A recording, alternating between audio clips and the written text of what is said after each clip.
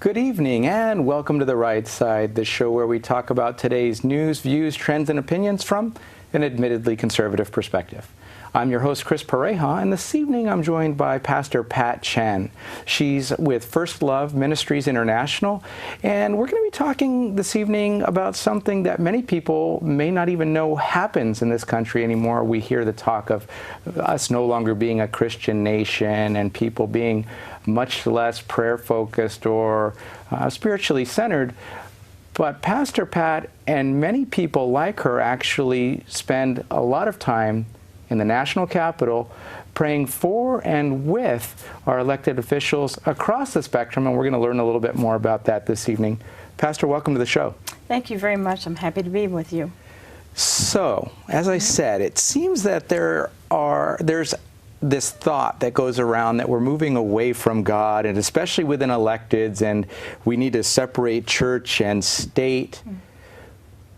But you and many people like you are very involved, praying for the country, up close and personally with the electeds, for the electeds, their staff, and the chaplains on the Hill. Let's learn a little bit about you and your background. How did you get involved in such a thing in the first place? Well, many years ago, I was a prayer leader in a local church. And a time of just prayer and seeking God, what was on the heart of the Lord. And he really told me that he's concerned about people, and not people within the church, the local church, but people everywhere. And he was concerned about our nation. And so it's a very long story, very complicated, but making a long story short, I found myself just maybe one day going into the Senate chaplain's office, and found myself on my knees his third day on the job, praying with him and praying for him. That's a little bit of it. I've told you a lot in a short period of time here, but... So, two questions. Where were you when you felt called to represent the nation in this way? Oh, dear. Like where, city-wise? Okay. I was reared in Washington, D.C. Okay. That's from a baby. That's really the city that I love. Okay. I love the San Francisco Bay Area. I love Oakland. But the city of my childhood is Washington, D.C. Okay. So it was a coming home for you to go back to share this part of yourself and God with these electeds. And were you physically in the California area at that point, and then decided to go back, or you were already in Washington, D.C. and doing things in that area? This was actually before I came to the San Francisco Bay Area. I've been here about 25 years, but actually I've been doing prayer ministry long before then. Okay. And so when you're talking about being involved in prayer ministry, you're on the boards of several influential organizations nationally. Tell us a little bit about that part of your resume. Well, I'm a part of the National Prayer Committee, which helps sponsor the National Day of Prayer for the whole U.S. And so I'm with a variety of people from different walks of life, and their heart is to pray for our nation and to see it really turn to God. Right. And so some people, when it comes time for the National Day of Prayer, some people are excited by that, some people are offended that it still occurs. Do you think it's going to be around a while? I believe so. Okay. And so any interesting stories that you've taken from just your involvement in that? One of the things that's interesting is if you look at various congregations and pastors and things from around the country, even from around cities, sometimes it's hard to get them coordinated to do anything. Is it easier for that event, or is it about the same of herding cats? I believe that that's been one of the key things that has helped many of the churches from different denominations to actually come together and to have one particular day that they gather together to pray and to have that one common purpose, praying for our nation. So as I've seen it, and I believe that many that have been involved with the National Day of Prayer and the National Prayer Committee, it's a unifying factor. Okay, so it brings people together. Absolutely, absolutely. Okay. And so you're part of that organization. Are there others that you're a part of that for this particular type of initiative and the outreach to the electeds? The Mission America Coalition, which is probably the largest coalition of denominations and pastors and leaders, ministries. I'm a part of the board of directors that their emphasis, again, is praying for our nation and praying for every child. And the hope is that many will have their hearts changed and will turn and come to know the Lord. Okay. And so one of the things that's always been very interesting in our interactions is that you've made it very clear from the beginning that when you're going in, this isn't a party-specific initiative. You're going in as a minister to all people. Absolutely. And so, you know, I think that there are rumors or assumptions that float around where people think, you know, one party is this way, one party is that way, but you really cover the spectrum. Absolutely. I believe that I have to go in to Capitol Hill as nonpartisan. As a minister of the gospel, I don't serve a party, I serve God. Right. I serve the Lord. And so when I go into Washington, D.C., I go in as a chaplain, so to speak. I go in to serve, to bless, to respect, to honor, to pray for, to encourage. That is my heart's desire, is to go in and to help people to feel loved and accepted. And I believe that when I do that, and those that go in with the same heart and purpose, sometimes hearts get softened. And before you know it, sometimes people probably are making different types of decisions than what they normally would make. Or are at least open to having discussions with people in a peaceable way, as opposed to the animosity we see on the various news channels and everything else. Well, that actually makes me think about one of the congressmen that I went in to see, and I had another person with me, and this particular congressman was hoping that I would stay for 2 minutes. Well, when we came into the office and we sat down, and he saw that we were genuinely interested in him. We cared about his family. We wanted to know what were the things that he would have us pray for. And before you know it, instead of a 2 or 3 minute visit, we were there about 30 minutes, and he didn't want us to go. And he says, you know what? This has turned out to be a very delightful time. He says, I've so enjoyed this. You know, please come back again and see me. And that is what I believe that we need to be about, and especially people like myself, that he wanted to share about his family. He wanted to share that these are my needs. Would you pray for me? And many times we find different leaders that they will even cry in their office. They're human, just like us. Right. But when they know that you care for them, that you're not there with another agenda to get whatever it is that you want, but that you're in there for the purpose of supporting them and encouraging them. You're not there to judge them, or you don't particularly care for their particular policy. But as a minister, I've come to encourage. Their hearts are touched and they're changed. So that's really what I'm about. Right. And so one of the other things that I think is interesting is people may not know, we hear all of this talk about separation of church and state, and religion has no place in the government, which I disagree with. I think that it, as you're pointing out, it helps to break down walls. But you shared with me that there are chaplains that are actually paid for out of the budgets of the federal government. Not just one that covers the House and the Senate, but each has its own. Right. That's correct. And you interact with these chaplains as well. Yes, I do. I do. The chaplain of the U.S. Senate is Barry C. Black, and he was involved with the was involved with the Navy, and a tremendous, wonderful man of God. I met him on his first week, his third day of his particular role, and have prayed with him ever since. So it's been about 11 years that I've been meeting with him and praying with him. And when I first walked in to his office, he said basically, "Oh my goodness, I'm so glad that you're here." He says, "I need someone to pray with me." Well, he's one of the most powerful, wonderful men of God. But one of the things that I so appreciate about him, as well as the House of Representatives Chaplin, is that they are nonpartisan. Their congregation is the Senate.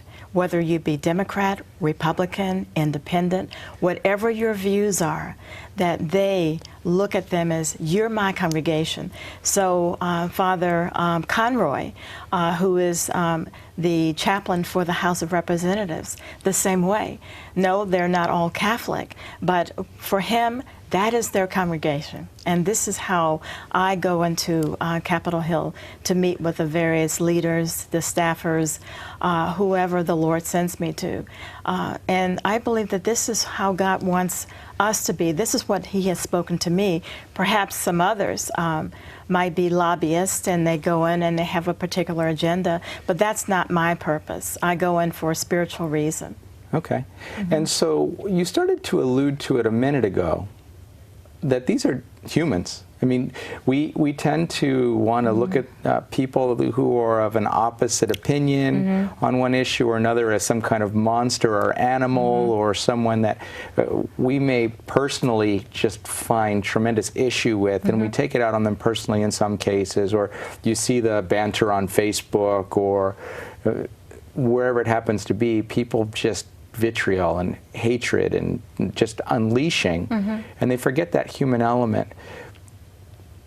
To the degree you're able to, talk to us a little bit about what they ask for prayer for. Is it personal? Is it about decision-making process? What do you hear or see or volunteer to these folks and their staffs?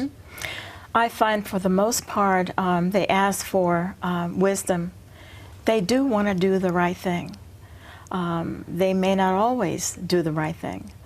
Many of them that have come into this role of public servant came as a calling, and they went in there to do good, and then something happened over a process of time, and that changed that.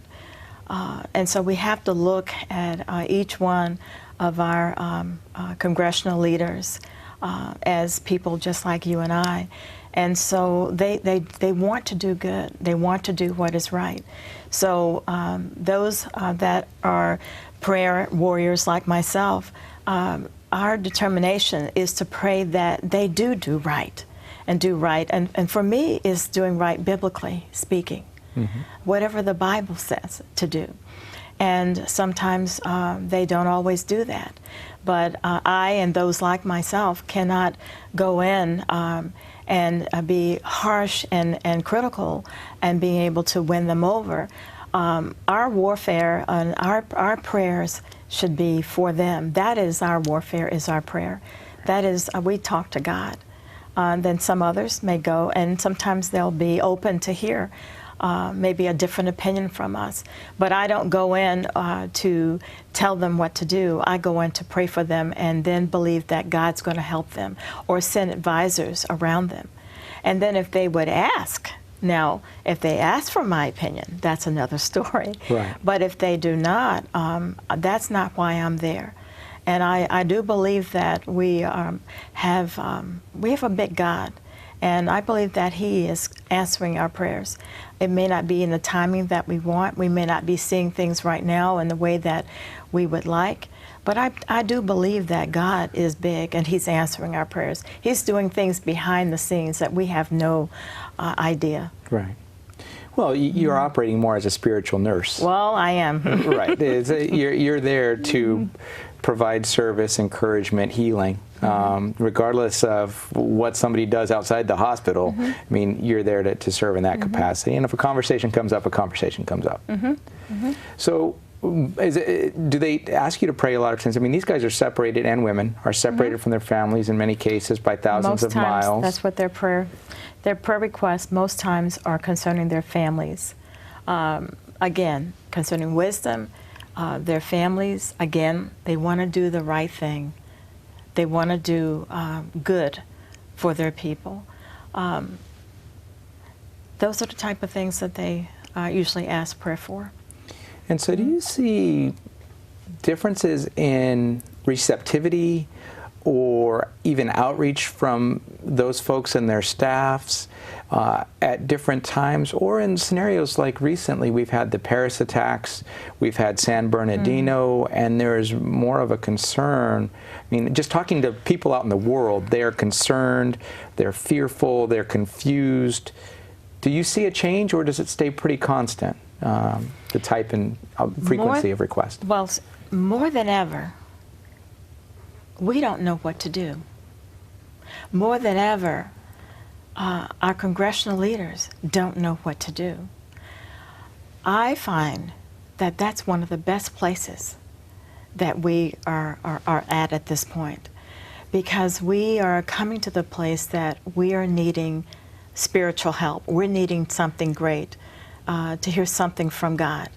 And so that's, from my perspective as a minister, that's a good thing that we're seeing. So I believe a lot is happening. I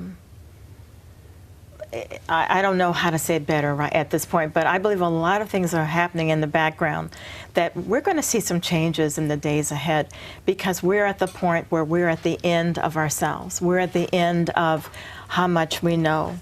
We're at the end of it all, and we're open to help from others that maybe in the past we would not even consider to receiving information from. Well, on an individual basis, that's when a lot of people turn to God, is when they reach that point of realizing they can no longer handle it on their own. That's right. And you're saying as a country, you're seeing that we're probably reaching that point as well. I believe so. Mm-hmm. And so you say change and things going in a different direction. I mean, what does that mean to you, change? It's a nebulous term, and people are now much more suspicious of the word change if they want to know, what does that mean? What I'm talking about is first change of heart, change of attitude, change of perspective. You have to have a change of heart before you have change of action. Things that we do, we have to have a change of mind. And again, when we get to the point that we don't know what else to do, we've done all that we know to do, and things still are not turning out right, then we have to go to God. And that means that we have to humble ourselves. And our nation is at the point of humbling itself. And we need an answer. And so we seek, sometimes we've been seeking answers from other people that may not always have the right answers for us, but now we're seeking God. There's a lot more seeking God than I believe that we have any idea of behind closed doors. Right. And so you mentioned the H word, humble. Humble. In the context of politicians, which is an interesting perspective that you bring. Mm-hmm. Through the work that you and other ministers like you have done, do you see that humbleness manifesting itself in some of these politicians that we might not see that same way on TV or in the papers? What comes to mind is there was a particular congresswoman that I was attending a reception, and I was asked to pray for this particular person. And I had my own personal views. And God really worked in my own heart, because when I got down on my knees beside that person to pray, and this particular person did not believe in the things that I believe in, did not necessarily believe in some of the biblical values that I have, I found myself getting full of love for this person. And I found that I changed as I prayed for someone that was totally opposite in terms of my particular biblical beliefs. And so I believe it's on both sides. But I also felt that as I prayed for this particular person, that she knew that something was happening, and there was a melting away of even my heart. And I believe that was a softening of this person's heart. And so there's a spiritual dynamic that goes on that we can't really define. But when something happens between you and another person, because God's presence is there and you genuinely care for that person, you're different. And so who knows, because of that particular one special prayer time, that maybe in the days ahead there'll be some new decisions made by that particular person. And it's humbling, even if you know that you've heard people are praying for you, but when you see them next to you and it's close contact, there's an intimacy that is built from that as well. And it is a humbling process. So. Well, I agree. Well, I appreciate you coming and sharing your passion this evening. If people want to learn more about your ministry or just even reach out to you to figure out how they can get involved or do other things with similar ministers, is there a website or an email address they can reach out to you? My website is First Love Prayer, www.firstloveprayer.net. Okay, excellent. Well, Pastor Pat, thank you for joining us. And if you'll hold on for just a moment, okay. We'll be right back after a word from our underwriters, the Conservative Forum.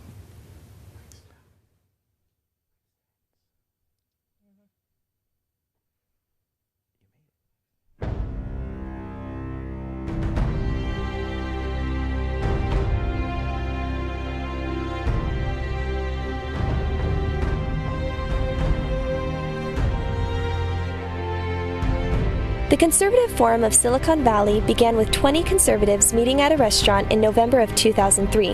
Our mission is to promote the principles of American liberty through education. By 2012, we had grown to over 600 paid members. Our monthly meetings feature well-known and prestigious conservative speakers addressing issues that are critical to our country's very survival. This includes speakers like Victor Davis Hanson, Andrew Breitbart, David Horowitz, and many others. In addition to our monthly meetings, we sponsor a conservative local cable access TV show, The Right Side, covering today's topics. Our Constitution discussion group not only teaches the Constitution, but started our annual essay contest that awards 2 $1,000 scholarships to local high school seniors. We are a virtual clearinghouse for grassroots organizations by providing them with table space at no charge in our exhibit area. There are typically a dozen groups represented. If you are like-minded, join us at our next meeting and become motivated and empowered. Liberty, made in America.